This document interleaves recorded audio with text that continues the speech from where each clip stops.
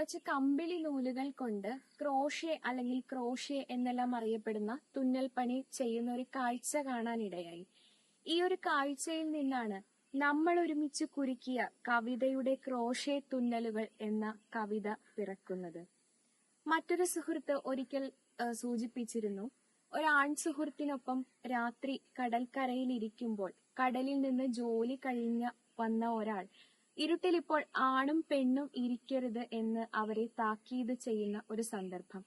ഈ രണ്ട് സന്ദർഭം കൂടി ചേരുന്നതാണ് കവിത. കവിതയിലേക്ക് പോകാം. നമ്മൾ ഒരുമിച്ച് കുരുക്കിയ കവിതയുടെ ക്രോഷ്യ തുന്നലുകൾ. മണിക്കൂറുകൾക്ക് മുൻപേ സൂര്യൻ അസ്തമിച്ച കടൽക്കരയിലാണ് ഞാൻ എന്റെ അലസൻ നീലക്കുടയുമായി നടക്കാനിറങ്ങിയത്. മഴ ഇപ്പോൾ പെയ്യുമെന്നും സൂര്യനിനി പ്രകാശം കുടയില്ലെന്ന ഉറപ്പിന്മേലാണ് ഞാൻ എന്റെ പാദസരമില്ലാ കാലുകൾ അതിന്റെ മുരിച്ചിൽ പുറത്തു കാണാത്ത വിധം ഞൊറിത്തുമ്പുകൾ കൊണ്ട് മറച്ച് ഉപ്പുതരികളിൽ പൂഴ്ത്തിക്കുത്തിയത്.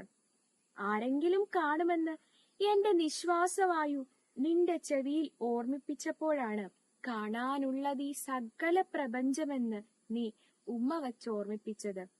നമ്മൾ ഒരുമിച്ച് കുരുക്കിയ കവിതയുടെ ക്രോഷ്യ തുന്നലുകളിൽ ഒന്നഴിഞ്ഞ് നമ്മുടെ അതിസൂക്ഷ്മ പദാവലികൾക്കിടയിലൂടെ അലസം പറന്നു നടക്കുന്നതിനും മുൻപാണ് ഇരുട്ടിലിപ്പോൾ ആണും പെണ്ണും ഇരിക്കരുതെന്ന് നഗരപ്പൊന്തയിലെ നിയോൺ വെളിച്ചത്തിനു കീഴെ പങ്കായത്തുള്ളികളിൽ നിന്ന് ഒട്ടിയൊലിക്കുന്ന കടൽപ്പറ്റു കുടഞ്ഞു തെറിപ്പിച്ച് അയാൾ അലമുറയിട്ടത്.